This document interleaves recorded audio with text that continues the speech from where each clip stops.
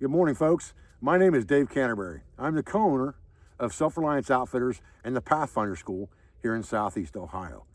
What I wanted to do was I wanted to first introduce myself and then start a series of after-action reports on the show Extracted after each episode and kind of talk through those.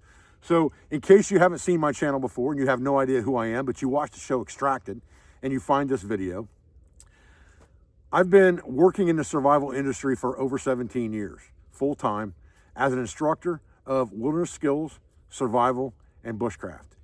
I am a two-time New York Times bestseller of the book Bushcraft 101. I have 6 books published on Amazon. Bushcraft 101 has been #1 in Amazon in an outdoor category for over 10 years, translated to a dozen foreign languages, and sold over 1 million copies. I've had the Pathfinder School here in Southeast Ohio for about 15 years. And here at the Pathfinder School, we teach basic, intermediate, and advanced survival, as well as bushcraft, advanced navigation techniques, and things of that nature. We teach civilians, we teach law enforcement, we teach government agencies, and the U.S. military. Self-Reliance Outfitters is an online outfitting store that sells camping, survival, and bushcraft equipment, specializing in stainless steel that we design for outdoor use. So the reason I'm shooting these after action reports is we supplied a lot of stainless steel gear to the show Extracted for use by the contestants on the show. If you haven't watched the show Extracted, it's available on Fox. It's also available on Hulu, and you can watch it on YouTube TV through Hulu as well. So there's a couple different ways you can watch that show if you haven't seen it yet. The thing I like about this show is that it takes normal people who are not survival trained or not people who call themselves survivalists or professional survivalists or instructors or experts or anything else, and it puts them out in a situation where a normal person might be in a survival scenario with limited gear.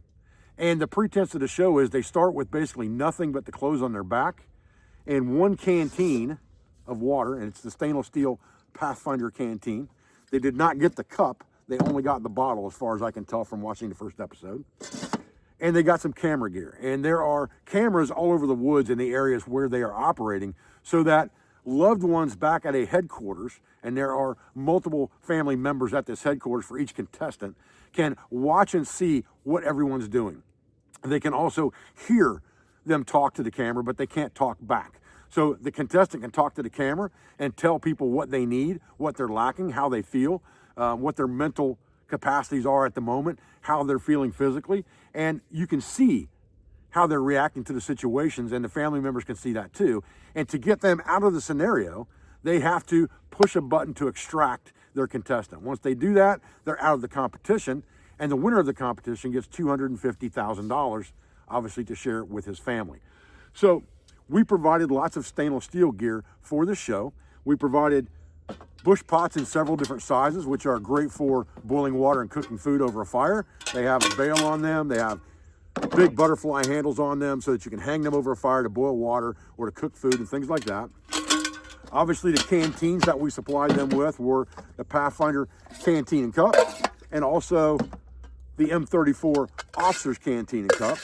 We supplied them with stainless steel skillets that were 8 inches in diameter, and all of these items were used to be able to set up a store along with other peripheral items from other companies that the loved ones in headquarters could choose from during certain challenges and supply drops. And that's really kind of the key to the show, is you can gain supplies from starting with nothing by getting supply drops. And those can come from one of a couple different ways. Number one, supply drops that are set up by the showrunners where the loved ones go into a supply room, they're timed, and they have to fit them within a certain size box, and they can pick anything they want out of that supply room to put in that box, and that box is then sent to their loved one in the woods via some type of airdrop drone or something like that, and they get those supplies. But they have to go in this room individually as a family group, and there's a contest or a draw sometimes of who goes in that room, and how much they can take is dictated by what goes in the box. So while there may be 5 or 6 of one item in there, it doesn't stop anyone from taking 2 of something, and somebody else doesn't have a choice of putting that item in the box because they were later into the room than the person before them. So that's kind of a twist in the show. So what I would tell you is that I've got a lot of notes in my pocket here from the show, and I kind of wanted to go over it a little bit at a time with you. There were 12 contestants that began the show. It takes place in Vancouver, British Columbia, on a large lake, and the contestants were picked up in a helicopter one at a time, taken out to a spot on this lake shore, and dropped off, and that's the area they were to survive and set up their campsites. Again, with only the clothing on their back, one canteen of water, and a bag of camera equipment, because it is filmed by them as well as by 80 cameras that are set up in the woods that are robotic type cameras that follow their movements, can hear their voices, can be talked to, but can also be communicated from headquarters to them over those speakers that are built into those cameras as well. So one of the first things, again, to caveat in this show, is that the contestants were not supposed to have any survival training. They were supposed to be just regular people. Now, I'm sure that didn't stop people from doing things like watching YouTube videos and stuff like that before they went, if they knew they were selected for the show. There's no question about that. But as far as survival training or a lot of practical application, they were not supposed to have that. Now, we did supply them also, besides the stainless steel, with copies of my books. Again, Bushcraft 101, Advanced Bushcraft, Bushcraft Illustrated, all available on our website at selfrelianceoutfitters.com.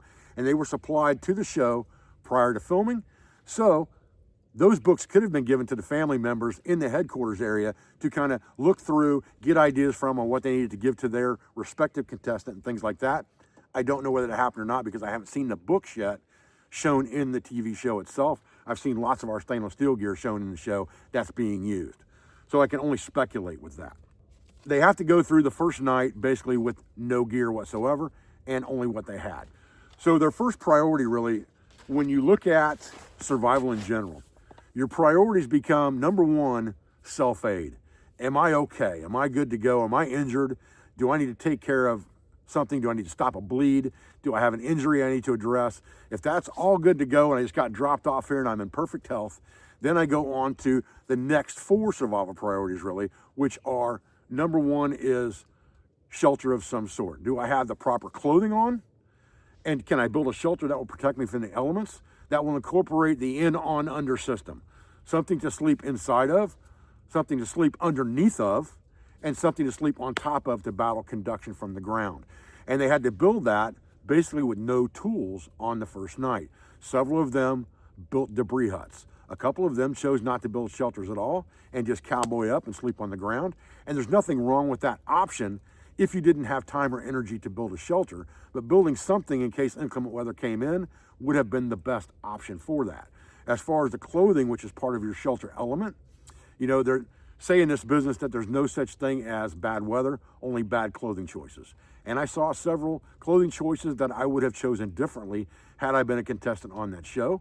I would have wanted some type of a base layer for sure that would wick moisture away from my body.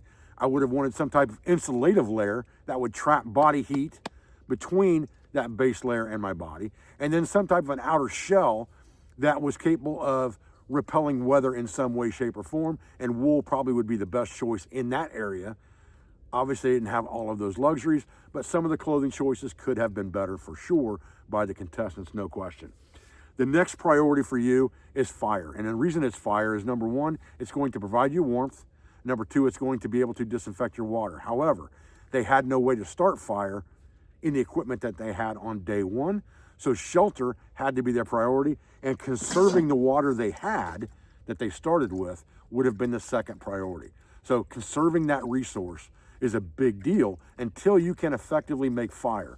Because once you've got shelter, fire and water become your next most important thing.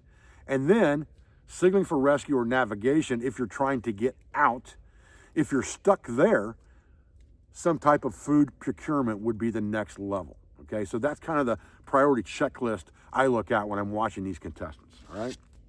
The next day, after they slept one night in the forest, they were given the opportunity to get a supply drop, and their family members went into a supply room, one family at a time, selected randomly by number, and they had a square crate that they could only put what would fit in that crate and close the lid, and that would be sent to their loved one, but they only had 60 seconds to make those decisions. Now that's a short amount of time to make decisions on what your loved one's going to need to help them survive until whenever the next drop comes.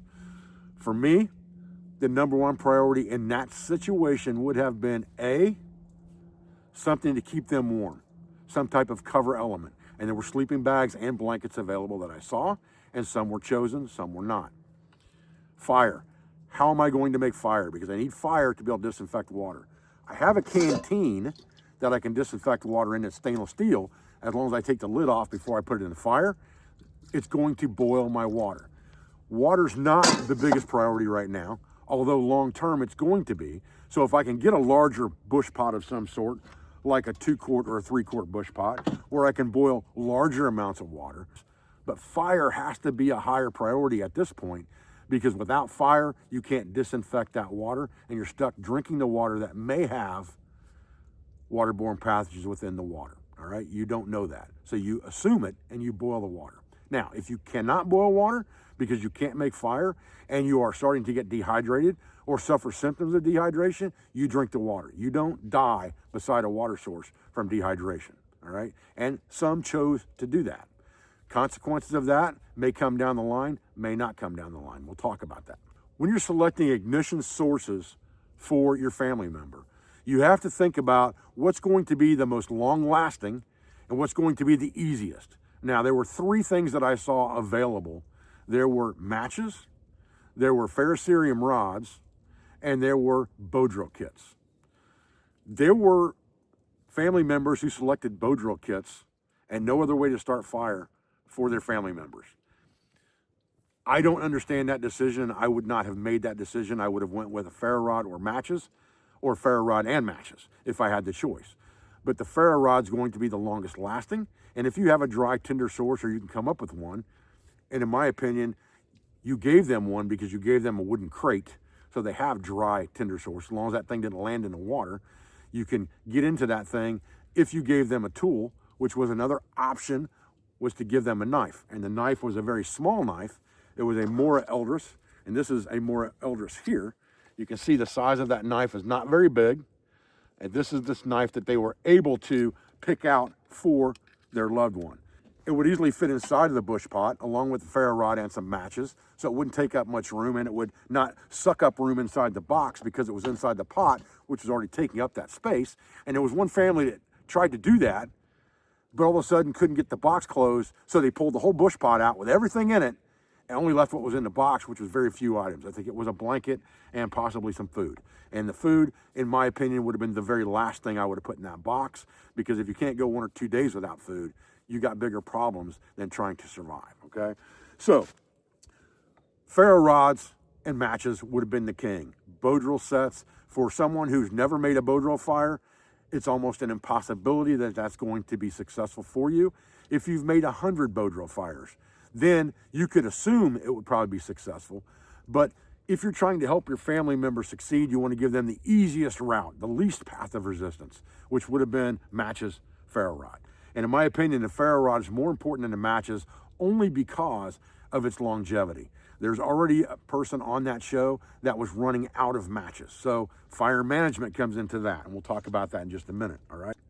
So shelter, fire, water, definitely your day 2 priority. Improve your shelter, make fire, disinfect water. Those are your priorities.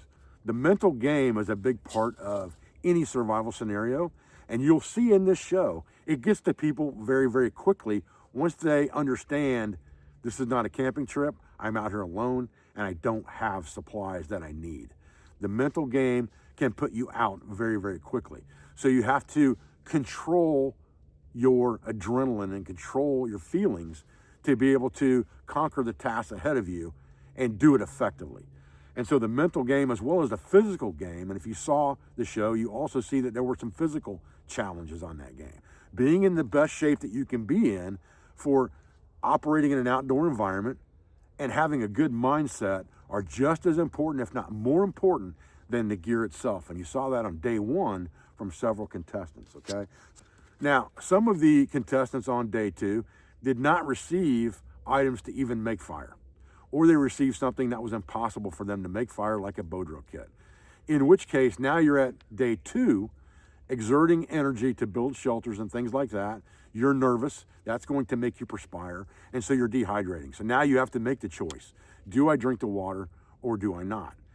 At least 2 people chose to drink the water. And in my opinion, at that point in the game, knowing that 3 days is going to be pushing the limit for not having water, especially while I'm exerting myself to do other things, I'm going to drink that lake water just like Woody did.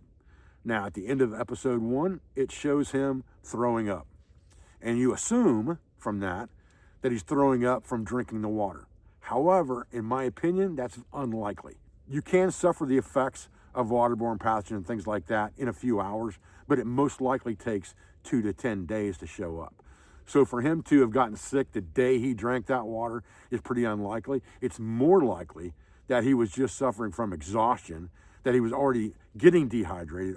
We'll see. He may be sick from the water, and I may be wrong. We'll see on episode 2, but I highly doubt it, to be honest.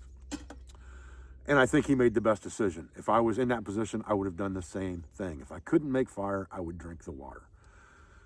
So, ferro rods. Okay, let's talk about ferro rods for just a minute, just for educational purposes. The ferrocerium rods that they received are not this ferrocerium rod, but the ferrocerium rod is not as important as far as the makeup or metal makeup of that rod as the striker itself. And the striker, I saw a lot of struggles with. It takes something very hard and a very sharp edge to be able to strike one of these ferrocerium rods effectively, because the pretense of this is to remove as much material from this as you can to create sparking embers into your tinder source. So the more material you can remove from this on a single strike, the better your chances of making fire are. And it takes something harder than the rod with a good burr or 90-degree spine on it to do that. Now, the Mora Eldris is the king of that because it's stainless steel and it has a 90-degree spine. So if you are experienced, which these people are not, and I understand that, this is the learning lesson in this episode. This tool doesn't take much effort at all to remove massive amounts of sparks from this rod. If you can plant this tool and pull the rod, you can concentrate those sparks in one spot, and you'll have a much easier time starting fire. So this combination of a ferro rod and a Mora Eldris was a great tool set to give someone if they understood the capability of that tool. And that's the problem in a situation like this where you have pretty much people with no survival training is they don't understand those things. Even if you give them the best equipment, they don't know how to use it. I'm not saying that this is the best equipment they could have had, but it's the best of what they had available. And if you don't know how to use that gear, it doesn't matter how much of it you have, you still have problems. And that was very evident from this show. Now, one last note on this AAR before we go is that once you start a fire in a situation like that, where you have limited supplies, there's no option of letting that fire go out. You should be banking firewood before you ever start that fire, banking tinder material before you ever start that fire. And once it's lit, you're dragging logs into that thing if that's what you have to do because of lack of tools, but you're never going to let that fire go out because the resources you have to start a fire again are limited. Weather could come in that changes the entire game on starting fire. And so once you get a fire, you do not let it go out because that's your warmth and that's your way to disinfect water. So pretty much end of episode 1 was supply drops, how to use them, trying to start fire, things like that. Again, my takeaways from that show are mental game is important. Physical conditioning is important. And then understanding how to use what's provided to you or the family members giving the supplies, understand how much skill level the person has they're giving those supplies to. Because if I give a bow drill set to someone who's never started a fire before and that's their only means of making fire, hence Woody drinking lake water, right? That's what's going to happen because they're not going to be successful making fire. Whereas if he would have had matches or a ferrocerium rod, he had a much better chance to be successful. And then the last thing on fire that I'll talk about real quick is tinder source selection. And again, that comes with experience that these people are not supposed to have. So some of the tinder sources I saw collected were not the best. However, again, knowledge being the afterthought, if I don't have dry tinder or a good dry tinder source, I can't find dry tinder, I'm gonna start using this more Eldris and process a board off that dry crate into fine shavings till I have something that will take a ferrocerium rod. Now, in the end, most were successful getting fire, and I assume that they had some type of ferrocerium rod or matches, which made them successful. Guys, listen, this is just a real quick recap. I know it took about 25 minutes to get that done, but I wanted to introduce myself in case you've never watched my videos before and you stumble on this through watching Extracted.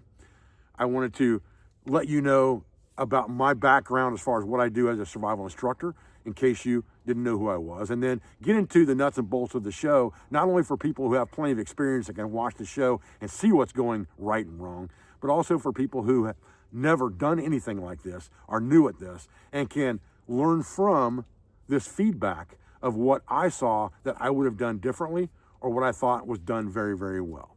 Okay, so with that said, all of this stainless steel that was seen in the first episode of Extraction is on sale currently on our website at 15% off at selfrelianceoutfitters.com. We have a weekly contest that we're running. You can find details of that on our website as well, where you take screenshots of Extracted that show our stainless steel in use in the show, and you take a chance at winning a free prize pack. Our first free prize pack will be sent out probably later on this afternoon. That winner will be picked from the first episode's contest, and we'll continue to do that every week throughout the first season of Extracted. I appreciate your views. I appreciate your support. I thank you for everything you do for our school, for our family, for our business, for all of our sponsors, instructors, affiliates, and friends. And I hope to see you on next week's AAR of Extracted Season 1, Episode 2. Thanks, guys.